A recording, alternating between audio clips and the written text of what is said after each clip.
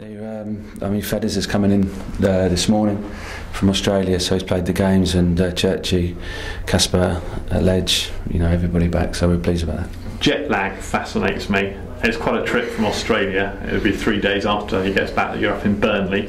What do you think about Adam Federici? Is he going to be ready for that? Yeah, it fascinates me. It's a good point. He's used to doing this trip. I mean, anyone who's done the trip from Australia back to England knows all about jet lag. He slept 9 hours last night, so he's practiced.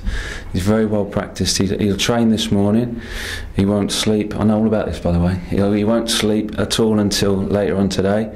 He'll get 9 hours, and he'll train for us tomorrow. He'll sleep as normal, and then he'll be ready for the Burnley game. So he's got it very well planned, and I know all about it.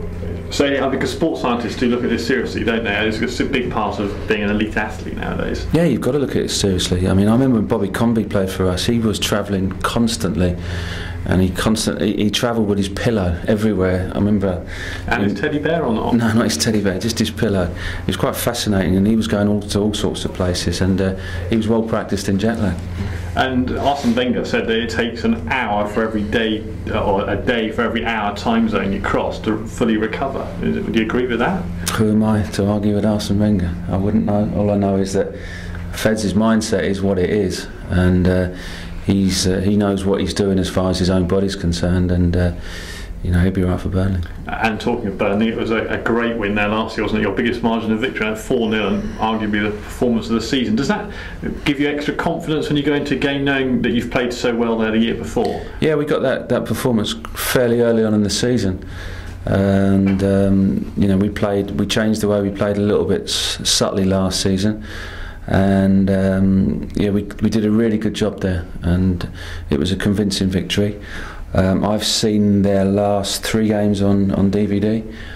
They've picked up, I think they've got 7 points from the last 9. Saw them beat Nottingham Forest convincingly, beat Millwall, and they played Southampton. So they're a decent side. It's never easy going to Burnley, but we're just glad that the 2 weeks are over now. We can get on with playing football. But do you turn up at grounds that just something you look at and think, oh yeah, it bring back good memories, and it's like associated with positives as soon as you step into place?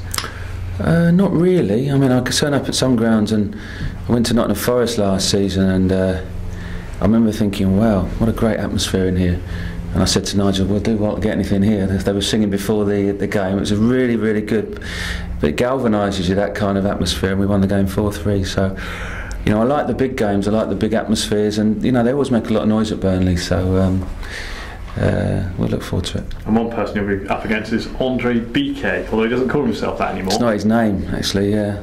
One of our scouts went to the game, and I don't think he recognised it, so he talked about this new player that they've got. Amugu, yeah, so I'll call him Amugu when I see him. He was quite a character, I'm sure he still is. No, he is, yeah, he's a really lovely fella. He texted me, or he rang me as well before the playoff final to wish us well. So I got on really well with Andre. I know his wife well, so he's a lovely fella, and he's had his couple of big misdemeanors, so to speak, in the African nations and in the semi-final playoff game. But that is not him as a character. He's just a smiley guy. He's a good player, and I really got on with him well. Yes, the stretcher bearer incident and the shirt ripping incident, as I'll call that, when he got in the playoff there. Just a quick word about Jimmy Kebe, because obviously there's a lot of speculation about whether he'll be fit or not. He's training today. He's going to train today. He'll train tomorrow, and then we'll make a judgment on him. He's not done too much for the last 3 weeks, so it's a tall order to push him straight back in. So we'll have a look in the next couple of days, and obviously we've got 2 games as well next week.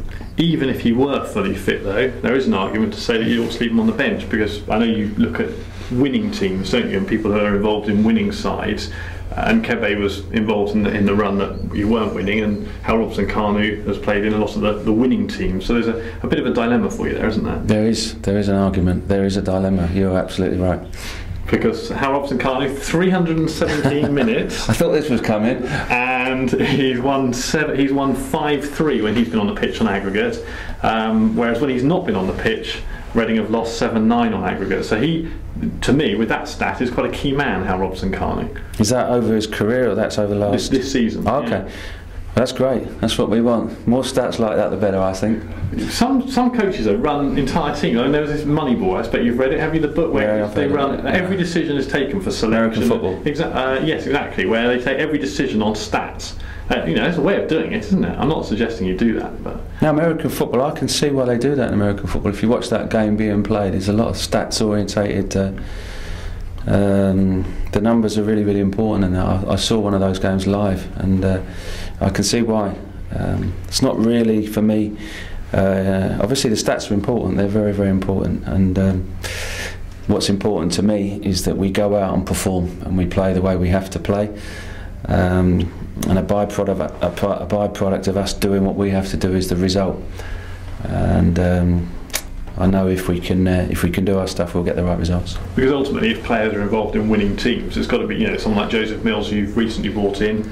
Generally, the team have done well when he's on the pitch, and so you've got to look at those sorts of correlations, haven't you? There's a lot of things that have gone on in the last 10 games. Early on in the season, a lot of things went on, and we had to find a way. We lost 4 games on the trot, which didn't help. Obviously, you lose 12 points in succession, and it's not good news. And you're playing catch up. We were playing catch up a little bit last season, and we did that right up till February, and then we got on a real roll. And all we're trying to do is to find a formula, make sure that we have a team that fights, that's got great desire, and we'd never have a repeat of the Watford performance. And that's what we've talked about, and that's what we're trying to instill. And if we can do all that, the results will come. And that was proved last season; it'll be proved again this season. So right now, you must be pretty pleased with life, aren't you? Well, the last 4 games we've got good results because we've had the performances. The work rate, I think the quality is going to get better. I think the more that we play together, the better the quality will be, and that's the same with any team. And I think there was 7 changes from this team that played at Wembley. So I'm enjoying working with the players as I've done from day one here. Good news. I'm glad there's a game because it will give me less time to do stats like that. I can absolutely think you didn't have a lot to do in the last 2 weeks. Very bored. I have enjoyed listening to your stats. Thank you, Brian. That's great. Pleasure. Brian, picking up on Tim's points about stats, as great. a manager. No. Broader question. Better than that as one. a manager, yeah, always better than Tim's. You must have access to far more analysis, statistics, and it must be much more scientific than it was, say, a few years ago when you get reports from scouts and how far people have run, how many crosses they've made. You've got your fitness guys. I know everything. We know everything as far as the stats are concerned.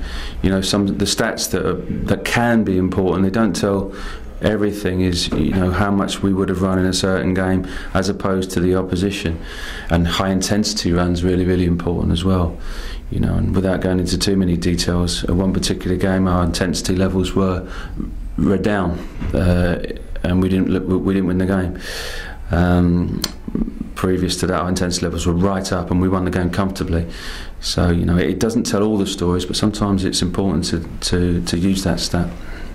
And obviously they're shared with the players. The players have access to. I would share it in a situation like that if we felt that our intensity levels were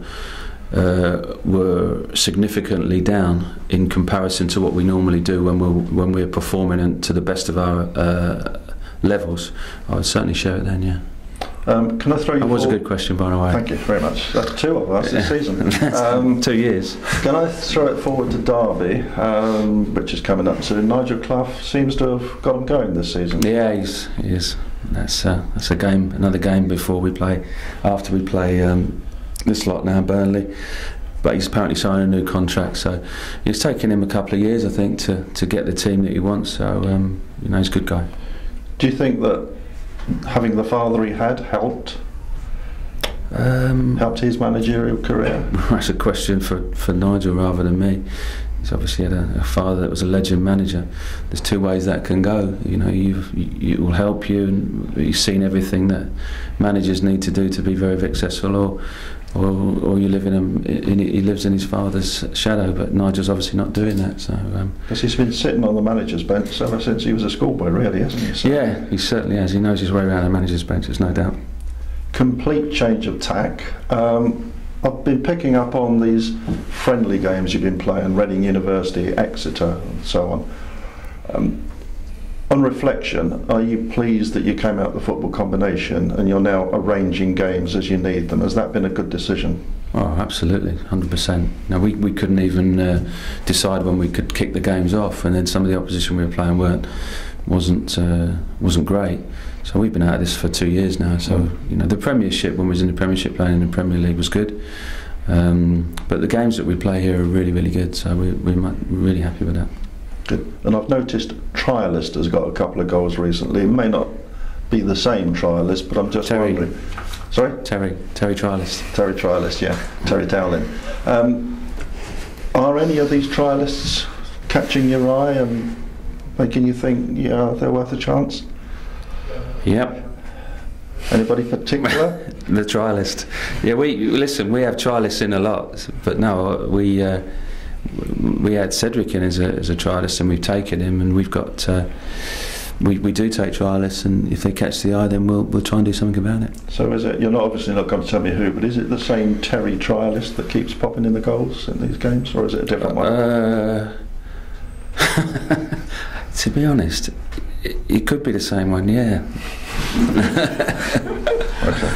I've got to ask you, what's the latest with the Jimmy Kelly contract? Is the offer still on the table and still working towards it? The offer's still there, and they're still talking. Have you set a deadline for him? Because obviously you can talk to other teams kind of in January. He can. No deadline set for him?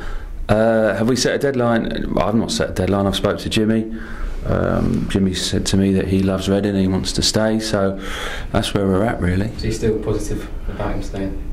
He was 2 weeks ago, and yeah, I know Jimmy well, and I'm sure that he'd come to see me if that had changed. One of your players who has been impressed in out on loan has been Michael Antonio. I've been told that Colchester want to extend his loan for another month. Is that something you'd be happy to do? Yeah, we'll do that. And what's his future Reading? Is his future Reading come at the end of the season? Is he someone that's going to be in your plans still?